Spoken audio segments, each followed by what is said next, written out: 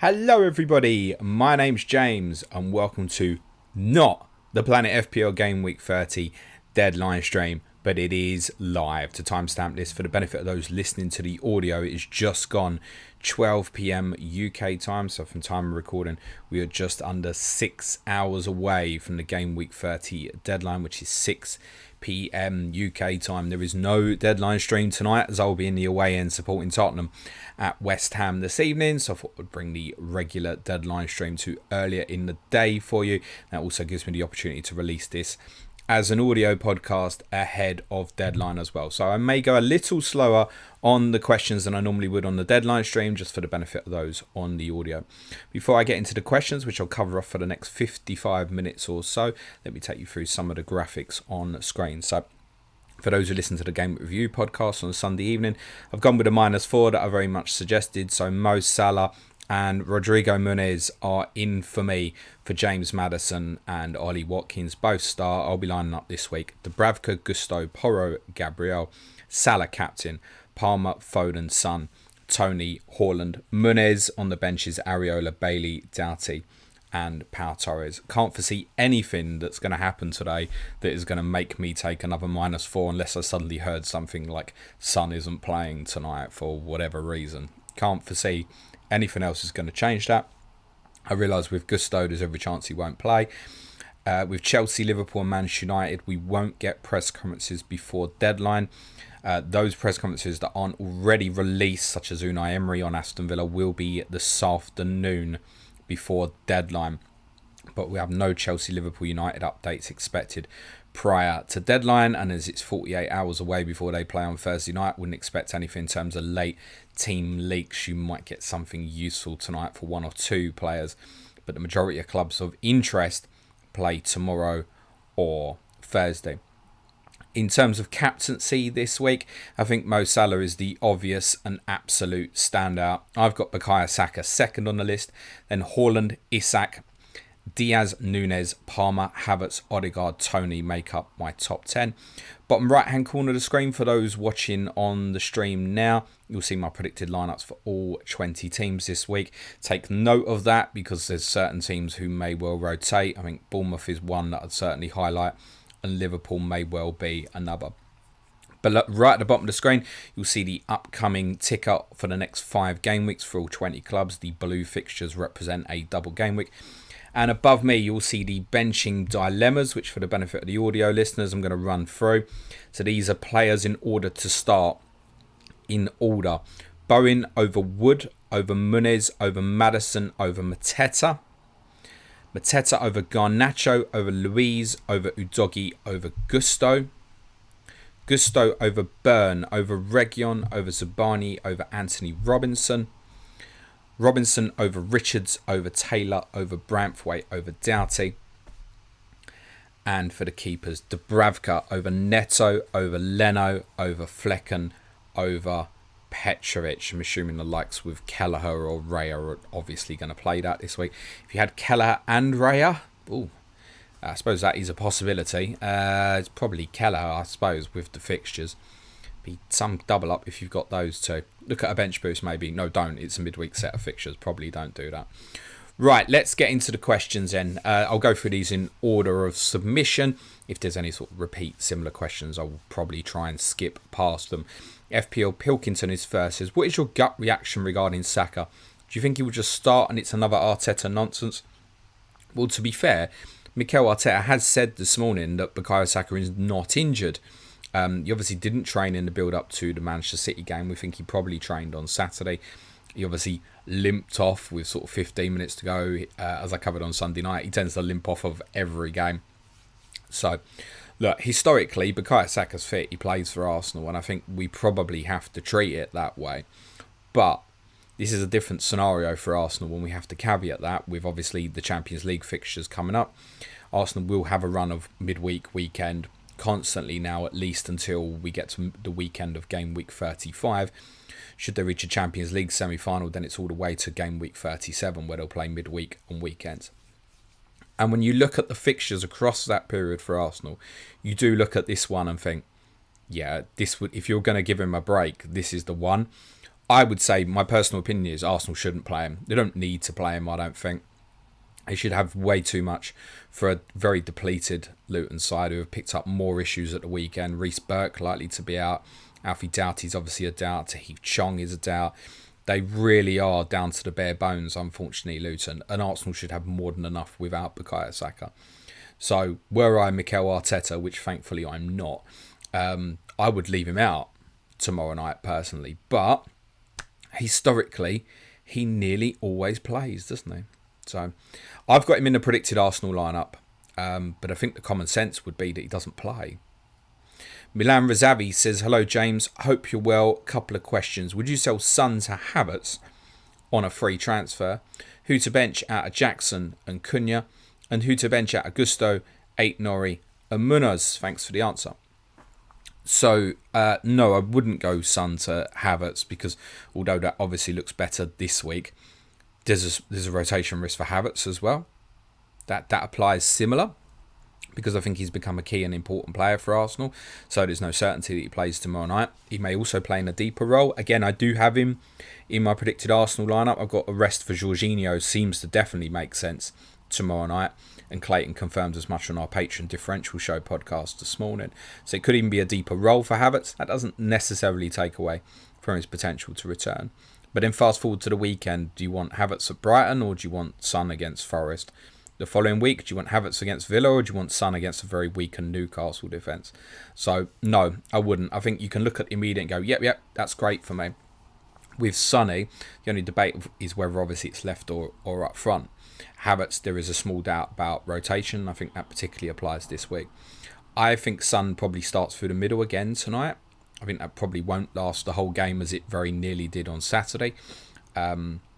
The fact that Richarlison only got sort of 10 to 15 minutes suggests to me that he's not 100% yet.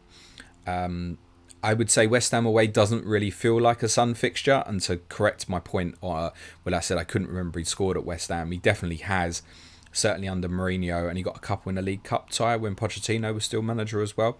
So he has scored at the stadium and against West Ham before. It's can Tottenham find the space for him? So no, I wouldn't be selling Son at this point in time, I think, unless it was directly to, you need to find the money to get Mo Salah, in which case, as per Sunday night's pod, I could completely understand that. In terms of the benching of Gusto, Aït-Nouri, Munoz, it's got to be close call, that one. I would probably have Munoz right at the bottom of that, I think with Gusto, home fixture for Chelsea, I think it's a kind of flip of a coin. But I'd probably play him looking at how advanced he was in the period at the weekend. He'll either start or he won't, I think, rather than it being a one-pointer.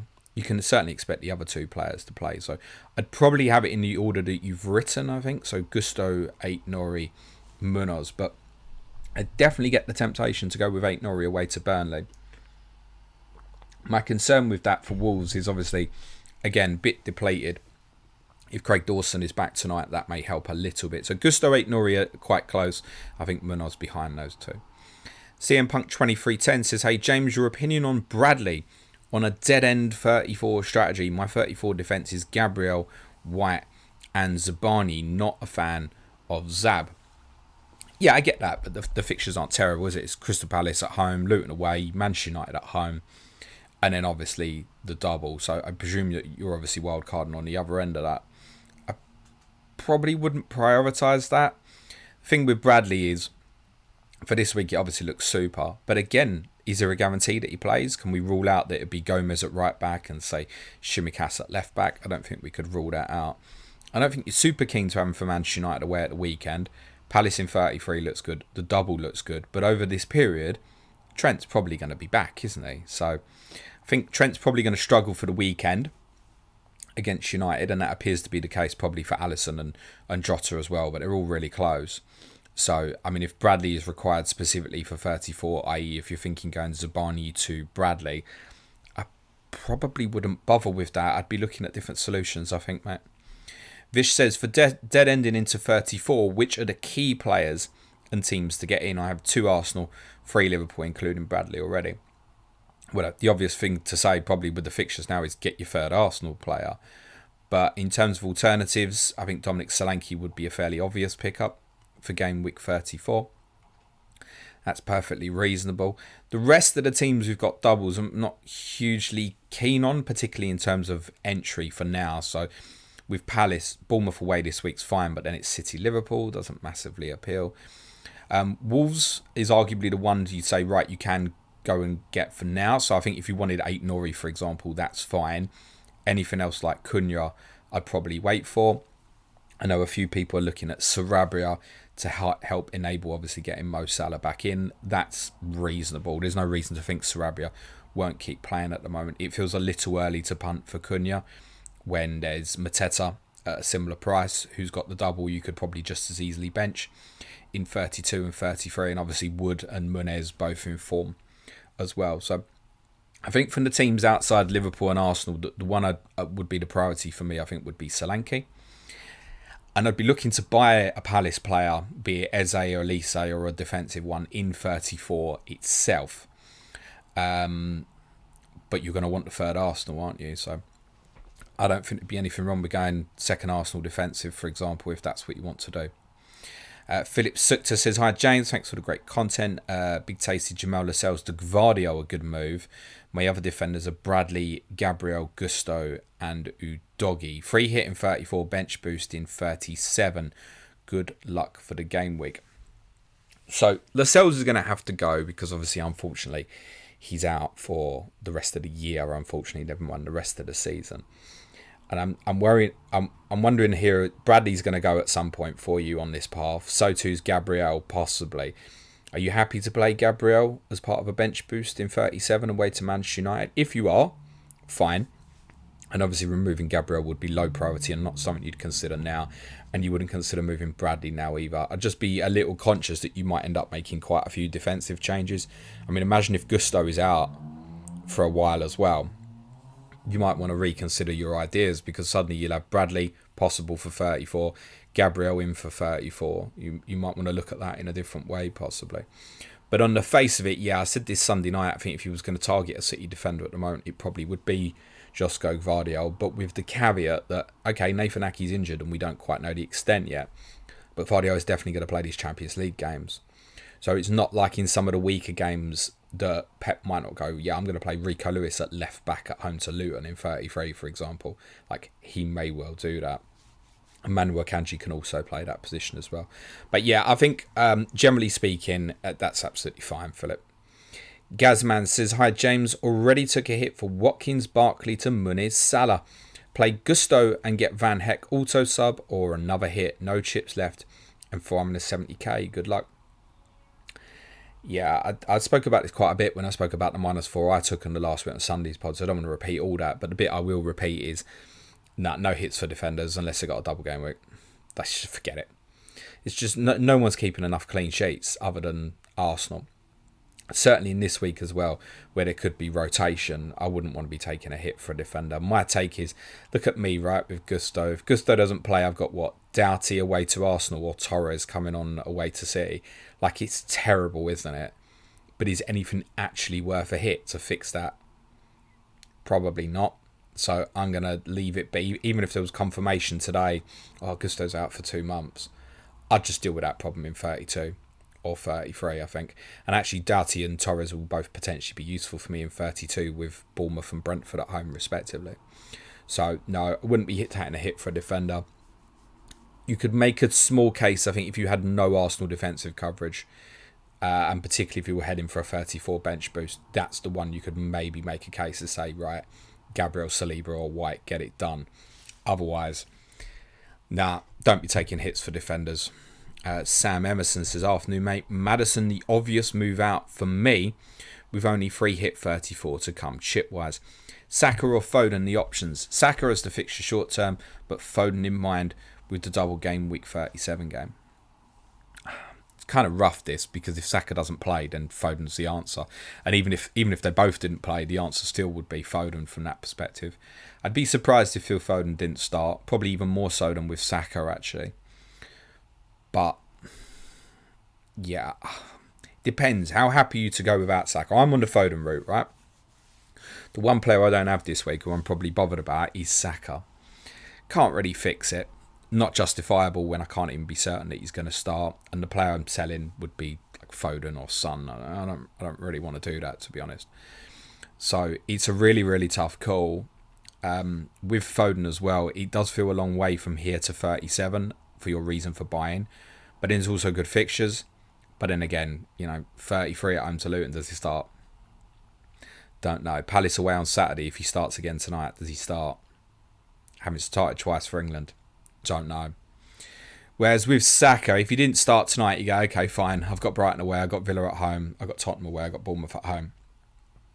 And then maybe at that point, that's your last transfer move going into 37, whether it be back to Foden, maybe even by that stage it might be sort of up to De Bruyne, Gordon, Barnes. Could well be in 36 a Tottenham player, particularly if the double lands there with Chelsea, be it, say, a Richarlison, for example. So I would probably be looking at it saying, right, well, who do you think scores more over the next 5? I think the slight preference is with Saka. But it's also going to cost you another transfer en route, highly likely. Unless, again, are you comfortable to bench boost with Saka away to Manchester United in 37? No, there's worse things you could do than that. Snicko says, hey James, on wildcard 31, with free hit 34 and bench boost 37 coming up, what are your thoughts on the power midfield with Foden, paired with Haaland, Darwin Núñez and Isak? Benching headache can cover Arsenal, Chelsea and Tottenham defence. What's the question here? As in power midfield with Haaland, Núñez and Isak. I mean, if you can make it all work financially, then sure, what's the reason not to? Other than an awareness of obviously 35, so does that not include people like Gordon, which I understand you're not going with, particularly as he's suspended this week, Garnacho as an alternative? What's your exits from these guys? Do they want to stay all the way? The front three is perfectly reasonable for that strategy. You're going to end up moving Darwin Núñez probably to something like Højlund in 35, I would guess. That's fine. That should put a little bit more money in the bank for you. CM Punk 2310 says, what's your opinion on taking hits at the end of the season versus at the start in the middle? I mean, it depends what you want to do, right? Are you seeking overall mass increase? Are you looking to protect rank? Are you trying to correct a mistake? Are you trying to catch an individual opponent? Not a straightforward question to answer. What I can say is around double and blank period, there's far more justification for doing it rather than just in a standard game week 10 to game week 16 period, for example. So, yeah, I don't mind it if you want to take a couple of hits for, you might want to not look at Palace's fixtures in the near future, right? You might want to go, right, well, this might sound ridiculous and people have too much value or in most cases, but the example would be, do you want to take a hit in 34 to go Palmer to Eze, with Palmer away to Arsenal, and then Eze with West Ham and Newcastle at home for a double, and then go back to Palmer in 36 for his double? Sure. There's nothing wrong with that, other than I get some people have bought him at like 4.9 and would never consider that sort of move. So, yeah, there's way more justification around doubles and blanks. That's just obvious in my opinion. Thomas Baker says, hi James, would you either do Watkins to Isak for free or Son and Watkins to Foden Haaland for -4? No free hit left and planning to wildcard 35. The big one with Haaland is 33, isn't it? I think that Salah's the obvious captaincy of choice for the majority this week. It's not to say you can't captain Haaland. Of course you can. You know my general opinion is don't gamble against him when he's got a home game. But it's also not particularly gambling against him when Mo Salah's got that fixture against Sheffield United. In 32, there are alternatives when Haaland goes to Palace. Remember, it's a lunchtime kickoff. Obviously, you've got Son against Forest, Palmer at Sheffield United. Maybe even Saka at Brighton, particularly if he's had the rest tonight, for example. And Salah's obviously got a great historical record against Manchester United. He's not terrible either. Watkins himself, if he was fit at home to Brentford, wouldn't be terrible either. So, but at 33, even with Salah at home to Palace, the fact that it's Luton and the fact that the spacing is quite good for that particular City fixture. It's Real Madrid Tuesday, Real Madrid Wednesday with Luton sat in the middle. I think Haaland plays that game. So, if you don't go Haaland now, what are you going to do for 33? Are you happy to take it on and just go Salah captain against Palace? If so, perfectly reasonable. Might even be Palmer captain against Everton as another alternative. That fixture against Luton would be lingering quite badly at me, and I'd probably be getting Haaland in under that circumstance, I think. But it doesn't necessarily have to be done now. I mean, one option is not to do it now and roll, but I guess that's dependent on what Unai Emery says about Ollie Watkins, and I get you don't necessarily want to look at Watkins away to Manchester City as well. I get that. I presume you're free hitting 34 based on what you said. I'm just not sure I'd go Foden at this minute. And that's a bit contradictory to what I said about the Foden-Saka conversation earlier. I'm not sure I'd necessarily pile in now. I'd probably do it because I'd feel the need to get Haaland in. So yes, I probably would do it. But I might maybe be looking at an alternative to Foden maybe. I'd do it. Atul Balaji says, what do you think of Ben Brereton Diaz as a punt on wildcard? I did say on Sunday night, look, let's not look at him. He's just scored an 18-pointer. I don't think there'd be too many of them knocking about. But look, you've got a 5 million midfielder playing OOP, who's got a double game week coming up. Their fixtures aren't terrible. Chelsea at home, Brentford away, and then the double isn't awful. Then 36-37 fixtures are okay as well. But when are you going to start him other than the double? I couldn't. Personally, I would honestly rather have Garnacho with the single fixture in 34 than Diaz's double. That's how I'd feel about it at the moment. He's one to monitor. And you certainly wouldn't be buying this week. If obviously you're buying on a wild card, you're obviously benching this week. If it works for you at all from a rotation perspective, I obviously can't see the rest of your wild card, and you really, really fancy it, then go for it. But not for me particularly. I think you'll end up selling that pretty quickly after 34, and that might be challenging. Greg Frost says, hi James, despite all the Arsenal defensive hype, I don't fancy their fixtures outside of the double. Do you think Reguilon comes straight back in this week to play over Gabriel? There's no way you're benching an Arsenal defender at home to Luton, is there, mate? What's the thinking behind that? I've already spoke about Luton, so I'm not going to cover that off again, but no, remember Brentford are still without, pretty much the majority of their first choice defence themselves. Do I think Reguilon comes back in the team? Yeah, would I pick him over Gabriel? Absolutely no chance, mate. Vish says, for draft team, should I move Jesus onto Datro Fofana? Also, is Eze and Sarabia an easy hold over Szoboszlai? Thanks. Yeah, Eze and Sarabia you'd be holding, I think, with 34 in mind for draft particularly. In terms of Jesus, I'd be keeping that at this minute. Struggling to see why. Sure, there's a minutes issue there, but Jesus might start this week. So he's not in my predicted team, but yeah, I'd probably still be holding Jesus still. CM Punk 2310 says, last one from me. What do you think of Luis Diaz versus Darwin till 34? It's really difficult to say. Because I think even the likes of Elliott and a returning Curtis Jones is back in full training can have a little bit of impact even on Diaz. We know Gakpo is obviously a threat to both, and we know, as said previously, Diogo Jota's not far away either. Really, really tough. I imagine that Diaz will be the more consistent of the two. Núñez, everybody's just waiting for that one explosive game. I think the answer might also lie in terms of what else have you got elsewhere. Also, where are you going afterwards? So if you're moving after 34 and 35, like if I said, right, sell one now, where are you going to? And that might depend on the rest of your makeup. Because if you're not going to say Højlund and Isak, you're going to go, oh, okay, I definitely want one of them in 35. But then you might want to set up with that way originally. So it's not a straightforward answer. I think the slight preference for me would probably be with Núñez, just because I think, it's obvious there's more alternative options in the midfield, but then you also need 5 of them rather than 3 forwards. The slight preference would be for Núñez.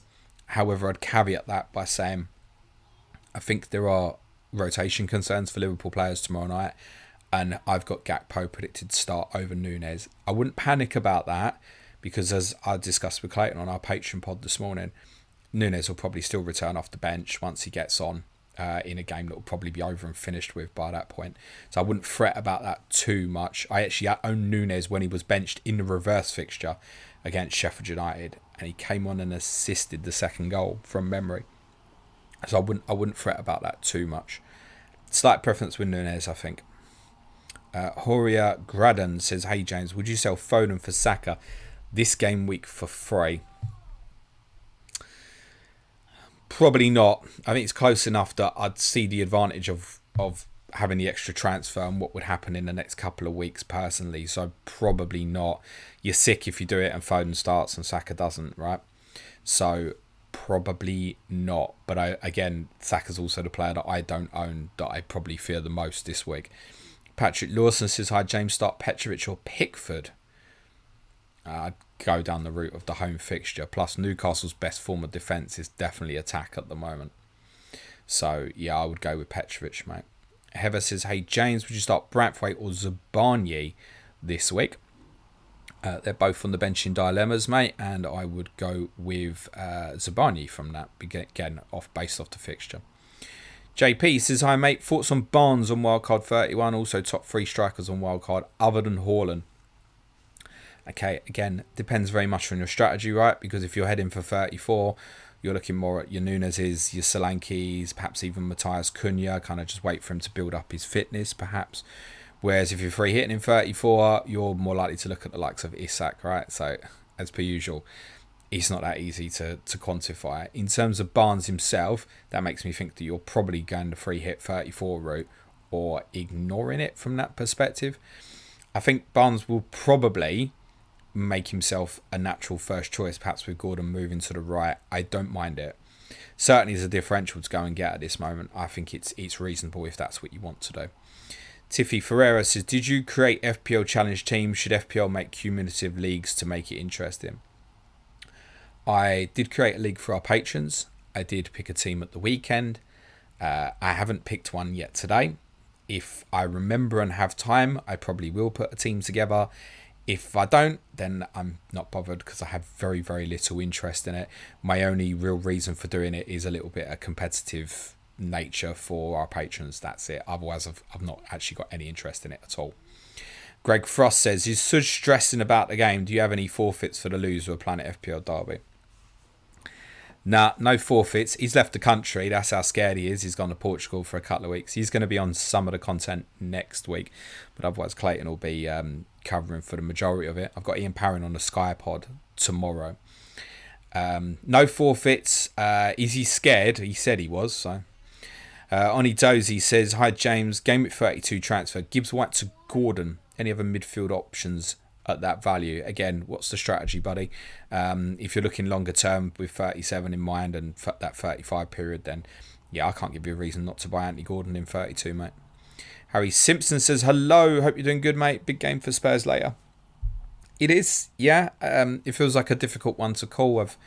I predicted it as a draw. It feels like a game we could dominate and lose. It feels like a game we could dominate and win comfortably. I think the key issues around it will be how West Ham deal with us off the ball, and can they make enough of the moments where they can be really quick and offensive on turnover. Pretty sure Mickey van der Ven comes back in tonight to deal with that brilliant ball that Paquetá's always looking for over the top.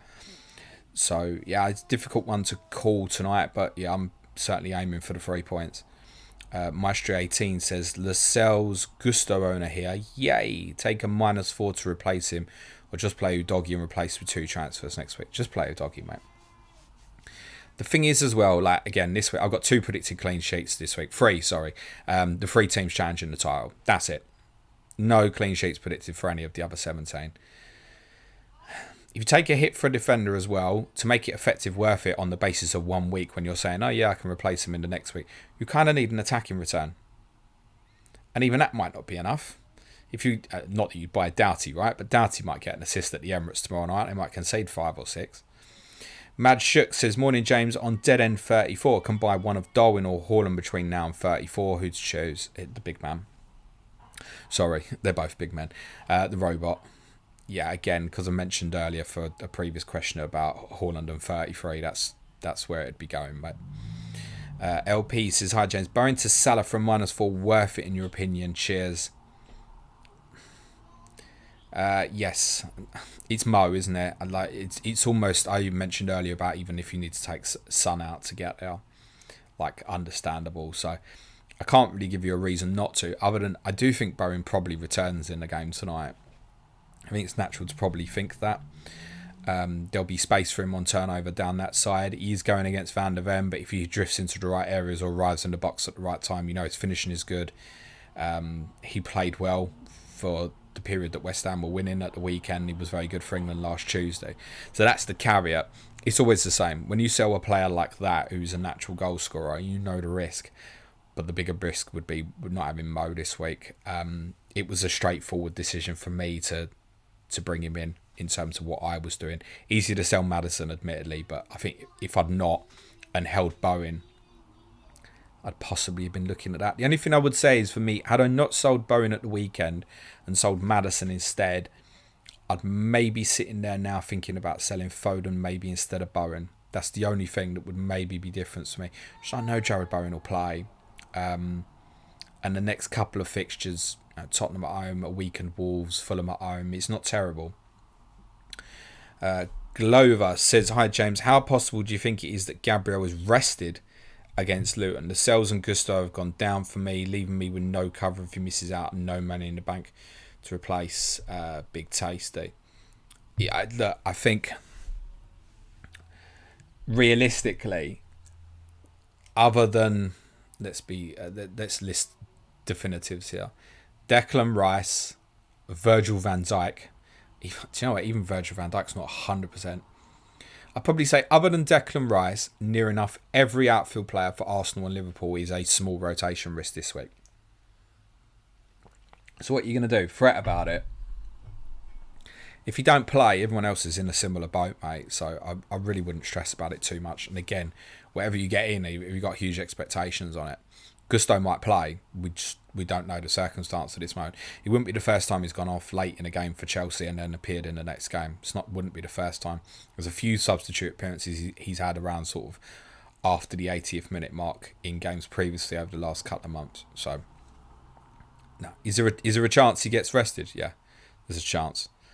Simon Kurtz says, hi James, thoughts on losing a double game week player, Odegaard instead of Son for Salah? Struggling to sell Son with the next 3 fixtures. Yeah, but I wouldn't want to sell Odegaard this week, mate. If you're heading directly for 34, I'll be very honest, I would cut Son on that specific strategy. Heather says, start Foden or Semenyo. That would still be a Foden for me. Heather's the capability of the player, as in Foden, and Semenyo's been doing absolutely fine as well, but Foden against Crystal Palace's back 5. As in Semenyo's playing against Palace's back 5. Matt Lackin says Muniz and Luis Diaz or Darwin Núñez and Garnacho on wildcard on free hit 34, bench boost 37. Here's the interesting thing with Muniz: if you're landing for a bench boost 37, you are going to want to sell him at some point. That's really key to remember. So you can look at it, yeah, fixture's good, yep, great. Don't need him in 34 when they play Liverpool. Yep, sure. You're not going to want a bench boost in 37 with him playing Man City. Unless titles one way or the other, City are out of it or whatever. Otherwise, you're going to want to look at something else. And when you look at the forwards who would have the double in 37, ask yourself, where you're going to from Muniz. So it's obviously not to Haaland. It's unlikely it's going to be Alvarez.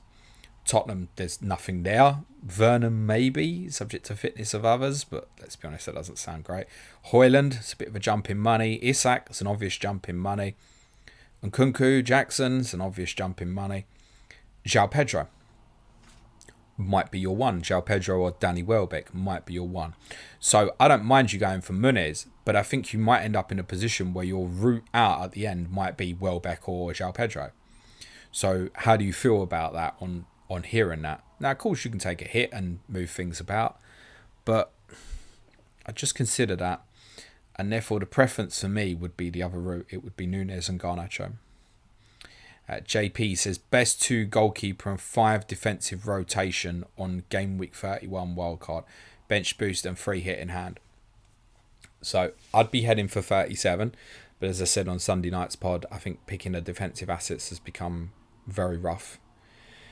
I wouldn't want to double up from any of them. So if I was wildcarding and looking to bench boost in 37, I think it'd be something like Vardiol, Dalot, Udogi. I'd probably still chance Gusto. I'd be keen to see if I could work trips in. But Dan Burn would probably feel the obvious safest one to go to now. It's, with the injuries I've got, as long as Dan Burn stays fit, Dan Burn will play. So it's kind of what you're looking for with that sort of thing. And there's some obvious good fixtures in sort of 34, 35. So something like that. You might deem that to be a little bit expensive. So if you do cut one of them out, go something like Van Heck of Brighton instead. That's the sort of thing I'd be looking at, I think. Who's next? Joe Pickerel says, City fan here. There's lots of cities, mate, but I presume you mean Man City. Says, I'm pessimistic and think the league's gone. Is there an argument to say, forgot leave and put everything into both cups? Because I would be more than happy with the Champions League and FA Cup. I mean, look, there's no reason to do that in the immediate, right? Is there? So, in terms of tonight, I've said on Sunday's pod that I can see City winning every game left. That's just 3 points for Liverpool to drop, or what, 1 for Arsenal. Or maybe might be kind of 1.5 for Arsenal because of the goal difference. Like, oh no, if they drew a game, they'd be 1 behind, wouldn't they? Come on, James. No, it's not gone, mate. It's not gone. You've got the experience and the power and the know-how to win all these games left. I think the key game is probably Liverpool at United on Sunday. It's probably the key game for everyone. Would it shock you that much if we're sitting here this time next week and City have got themselves like joint with Liverpool because Liverpool have lost at United and Arsenal have drawn at Brighton or something? Would it shock you that much? There's no giving up on it, mate. And City breathing down people's necks is pressure on people. Alex Barrett says, opinion on Son to Saka despite being on free hit 34. Yeah, I get it, understood it. If I was sitting here on a free transfer this week, there's every chance I'd do it. Maybe. But still knowing the risk. I think a few have already even said it in this chat. Like, selling Son at the moment feels really tough. But I'd consider it. I've probably got more confidence than most that Saka starts this week. All logical sense should say that Saka should not start this week. That would be the logical thing for Arsenal. Maestro18 says, hi James, hope you're well. Would you start a Nana or Petrovic? Probably Petrovic, just on the home advantage, I think. John Arno Bro says, wildcard active and only bench boost 34 left. Would you pick Saka or Son? Under your circumstance, mate, I'd pick Saka. David Toft says, only 4.1 to replace Lascelles. Van Heck or Livramento? You can't go Livramento, mate. Obviously got the ankle injury on Saturday, and we don't know the prognosis for that at this stage. He might even risk the rest of the season, mate. I don't know that. It's just it's a scenario. We don't know how long Livramento is out. If he's done ankle ligament damage, there's every chance he'll miss the rest of the season. We're in April. So 4.1. There isn't a lot there other than Van Heck. It might be that it works out that it's a different Newcastle player, something like Lewis Hall. But we just can't know that at the moment, and I can't advise you go there. So, as per the previous questioner, yeah, by default it probably becomes Van Heck. I think it's at this stage it's not a lot of alternative choice at the money available there. Patrick Lawson says, would you sell Foden for either Saka or Havertz this week? Non-free at 34. I've kind of covered that, Patrick, so I'm gonna jump. I would find it difficult, but yeah, I've covered on Saka enough. FPL Cottney Reds says, would you stick to Son or punt on Odegaard for a -4 versus Luton, then move to Foden in 33? No, I mean, I could do that, couldn't I? And I'm not going to. So, Greg Frost says, Luton score every game. Can't see an Arsenal cleanie unless you get an attacking return from their defence. Are Luton particularly susceptible to conceding from corners? I don't know the data on Luton conceding set pieces. I can certainly think of them conceding from a few. I feel like I can think of them scoring from more. Yeah, look, Luton scored 3 times against Arsenal with a reverse fixture. We know there's a bit of capability there and they go for it, but they've also been absolutely decimated, Greg. Been decimated. Like, if they score, cool, great, but you think there's no chance Gabriel even scores at the other end? Like, I predicted 4-0 Arsenal. So, it's every chance for the Gabriel 15-pointer there. Never mind that, oh, Gabriel, it might be a 2-pointer. Playing, mate. Adoror Direj says Robertson and Watkins out for Isak and Gvardiol. In free at 34, bench Kulusevski this week. So I presume you're saying make them transfers now. Yeah, I think that's reasonable, particularly with a free hit 34. Bench Kulusevski this week. I don't know who you're starting instead, mate. It's going to be an alternative choice there, isn't there? Decky tends to get more in away games and home games starts, but as per Sunday night's pod, Johnson is definitely putting the pressure on him now. I actually think both start tonight, because I think Werner played the whole game Saturday and was pretty shattered at the end of it. So it depends what you're benching him for. Patrick Cliver says bring in Haaland and Foden, or Darwin and Saka, free hit 34 and bench boost 37. Bring in Haaland and Foden or Darwin and Saka. Again, it's a boring answer, but exactly what I said earlier about Haaland 33 would be decisive in that, mate. Lewis Cobb says, James, have you seen the North East journalist Joel Bland has said Newcastle have a surprise injury which will be announced after the lineup comes out? He's saying Isak or Cher. We don't know. And I'm aware that journalist has been a bit hit and miss. So, for example, that journalist tweeted last night and said that they'd heard that Nick Pope was probably out for the rest of the season. Craig Hope, who's a journalist who's very probably, I would say, better connected with Newcastle, has said that he's not heard anything about that in terms of Nick Pope at the moment, and the plan is that he'll still be back before the end of the season. So there's every chance that injury is what I'd said earlier. It could just be that it's Livramento, mate. Mo says, hi James, my strategy is wildcard 31, free hit 34, bench boost 37. Best free forwards for wildcard 31. Also, would you do either Bradley and Solanke or Van Heck and Darwin? Van Heck and Darwin, I think, just because Bradley's liable to become an issue fairly soon, I think. Look, Haaland's going to be one, Isak's going to be another. And then I personally, on your strategy, it would be, I'd want Højlund, and I'd want to buy him in 35. So then it's a case of me having a forward for 31 until 33. And I'd strongly, under that circumstance, be considering Ivan Toney if it's affordable. Michael Scott says, hi James, hope leg better. Thank you, mate. Leg's not too bad. I had an MRI scan last Thursday, which for anyone who's ever had one of them before, is not fun. Head first, whole body in, nowhere to go. It's like, is anyone still there? I don't know, because I can't see anything. I should get results of that next week. My main problem is my foot now, but thank you for asking, mate. We'll get it treated.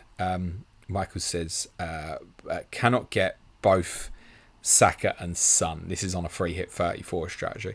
Would you go Saka, Foden or Son, Havertz? Saka, Foden. Alex MJ87 says, defence is Gabriel, Kirkes, Aki, Gusto, Doughty. Would you take a hit for a defender playing towards 34? Can't afford VVD, but any of the others. Does it need to be a hit? And a VVD would be one you'd say is justifiable. I think the only one under that circumstance, if you generally thought that, would be another Arsenal player. Now look, you could end up in a scenario there where you have one player this week. It's possible. It is possible. It's also possible that Gabriel plays, Kirkes plays, Gusto plays, and that would look perfectly reasonable, wouldn't it? On that basis, I don't think I'd be taking a hit, personally. If I had to, it would be Aki to another Arsenal player. Luke Stevenson says, would you sell Son or Bowen to get Salah? Yes, as said. Selling Watkins to fund it will get Solanke, Mateta, Semenyo. He's not mentioned Muniz. Can only get Solanke if I sell Son. Only got free hit left, and I'm on free hit 37. Then I'd been Son, mate. Under your circumstance, I'd been Son. If the worst comes to it as well, Bowen's got Palace away in 34 as a single fixture. If you got stuck, whereas Son's got nothing. So under your structure, I would be getting Solanke in. Super Scotty Squad says, hi James, was looking at Son to Havertz for this week to free up some funds for next game. We'd need to fix up the cells and Gusto, yes or no? It's a no from me. Very tempting. I think even like a reasonable captaincy shout this week. It's also reasonable that he doesn't even start. Perlo's Pence this afternoon, James. Who do you think is my best Lascelles replacement? 4.6 to spend. Already have Gabriel, Gusto, Bradley, and Udogi. Thinking 8 Norrie or Burn. Free hit 34, bench boost 37 also. With 4.6, so that rules out City. Yeah, I think Burn, mate. Yeah. I think that's probably right. As shit as they look defensively at the moment, and although the problems keep mounting up, it is a great run of fixtures, and you're probably comfortable playing him every week, even with how bad they've been defensively. I think, yeah, Burn. If I was on wildcard now, I think he'd go into me for me, because I'd probably just struggle to have the stretch towards trips, I think. Milan says, one more question. Sorry, agreed on not doing Son to Havertz. Just needed confirmation. Who to bench out? Acuna and Jackson is tricky for me. Jackson will have space in behind, which should be good. Straightforward one, mate. You don't even know that Acuna's going to start. I do have him in my predicted Wolves team out of necessity. But I would be playing Jackson, mate. Dixie says, hi, James. What gap in points do you think is catchable with 9 games to go? And what would be your strategy? Cheers, mate. What gap in points do I think is catchable? Depends how well set I am. Depends what chips I got left. Depends who I'm trying to chase. Is it one person? Is it a group? I mean, the thing is as well, it depends on the averages, right? So if you're bench boosting 37 and the average is going to be in excess of 100, you can make bigger gains than if all the doublers flop and the average is like 50, right? So it depends how the game goes. Let's talk FPL. My friend Andy's in, says, oi, oi. Since he's here, we'll give him the plug. Go and watch Andy's Deadline stream tonight instead of mine. There's plenty of other good content creators as well, but Andy's a good friend of the show. Give him or one of the other creators your support tonight if you can on YouTube, guys.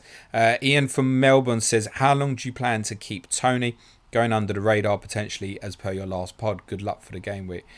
So it'll probably go for me in 35, purely because I can't, if they're fit, see me having any other trio other than Haaland, Højlund and Isak. I cannot see me not going with that 3 as long as they're all fit in 35.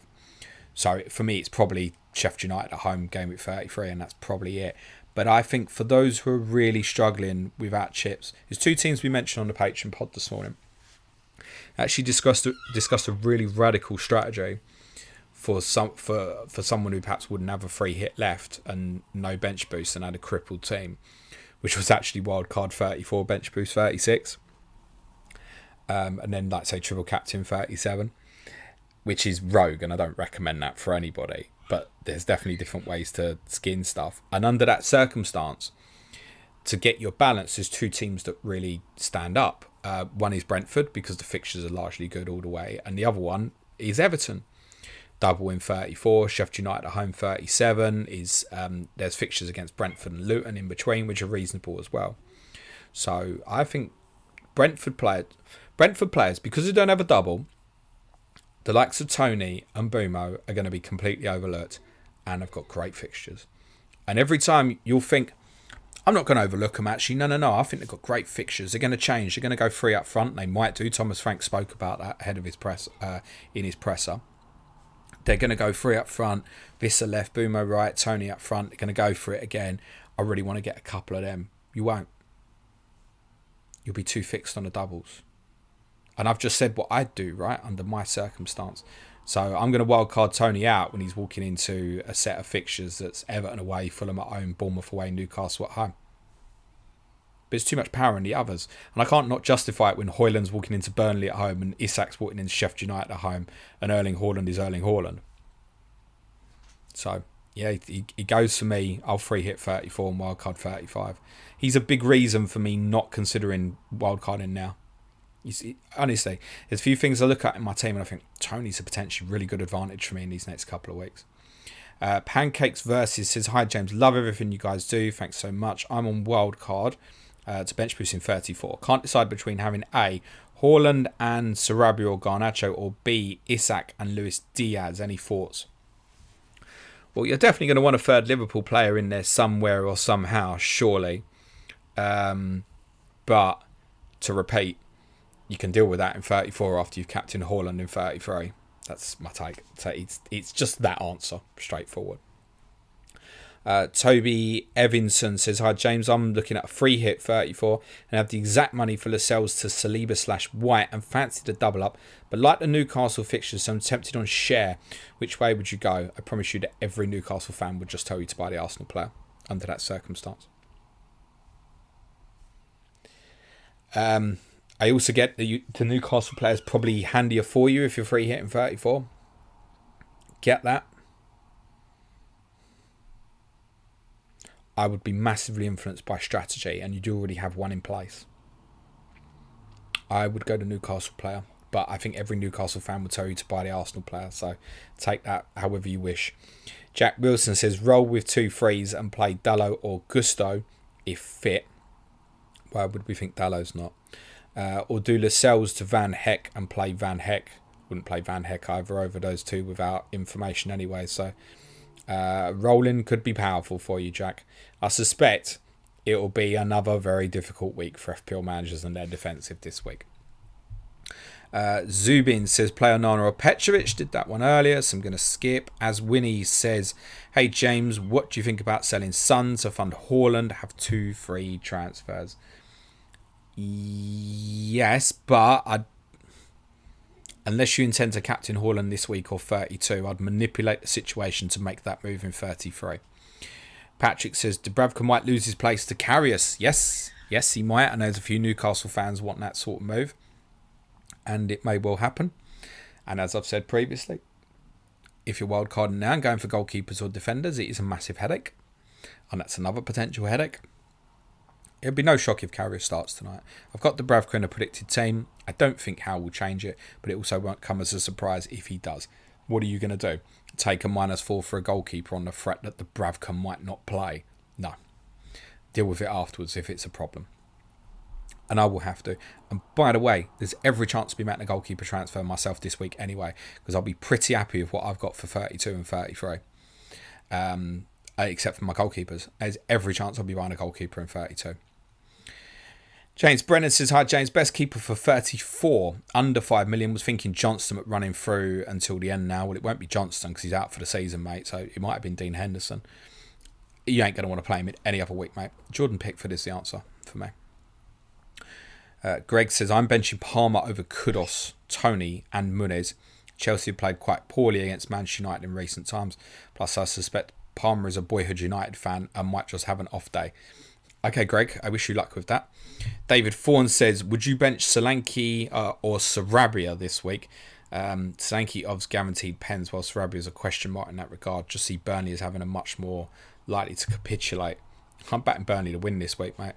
I can't think there would be many scenarios where I would ever pick Sarabia over Solanke. I'm trying to think.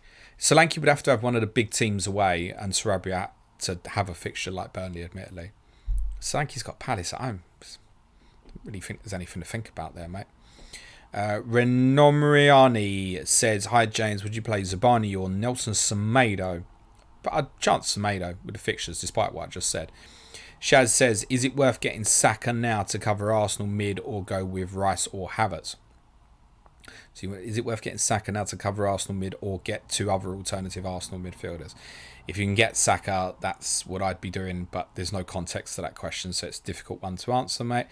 I'm going to cover down to, I can see homegrown FPL's question. That's going to be the last one. I'm going to do these nice and quick.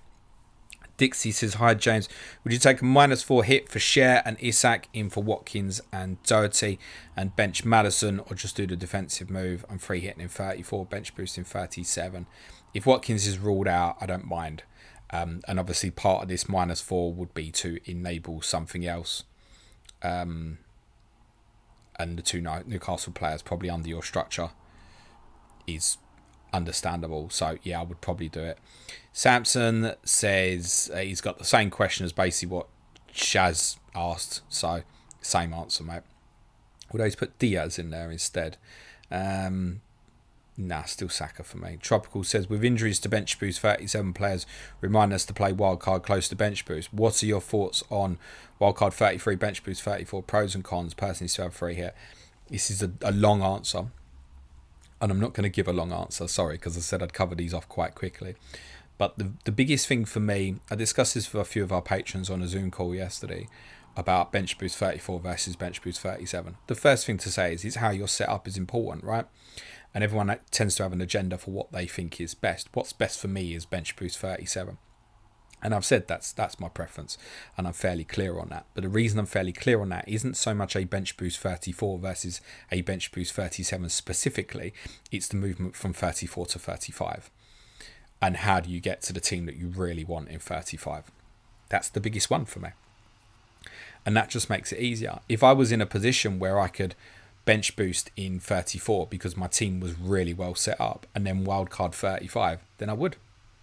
If that's how it worked for me. If I'd come out at 29 and I've got treble Liverpool, treble Arsenal, it's all in place. Yeah, I'd be heading towards bench boost 34 as well.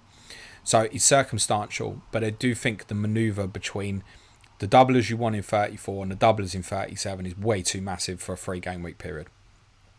That's my take. And that's why it's easier to wildcard after 34 to set it for 37. The other thing is between now and 35, there will be more information. Maybe Lewis Hall will be playing every week for Newcastle. Maybe Malo Gusto is out for the rest of the season and Alfie Gilchrist locks down a permanent position as Chelsea's right back until the end of the season. Something mad like that will emerge in the next 4 weeks or so that wildcarders will all go into. At the moment, wildcarding now for that in 37 is tough. People who are on that strategy have my sympathy. And I'm not saying it's the wrong thing. It will be right for them. So the pros and the cons isn't so much 34 versus 37. It's the management of either side. Roshan says, hi James, chasing 44 points in my mini league. Thoughts on Captain Son? Not this week, mate. It's other weeks. He said then 44 points. Yeah, it might be more afterwards. Arthur says, Gusto at 8 Nori. I mean, I'd play at 8 Nori, I suppose, under the circumstance here. Tanky says, is Game Week 34 bench boost better than 37 in terms of the fixtures? If your team is well set up, shouldn't this be the best option? So again, I agree with that in principle, because in 34 you can bench boost with like Branthwaite, Chris Richards, some cheaper players than perhaps the 37 option. Like I get that and I agree with it, but you've also said it yourself. It's how well you're set up. You're set up well for 34. You crack on, mate. And finally, Homegrown FPL says, hi James, I sold Bowen and kept Foden and Son. It was not an easy decision as Bowen has been massive for me. It's no question now. So that's the end of the stream, guys. Thank you very much. Smash a like, hit the sub button if you're watching live.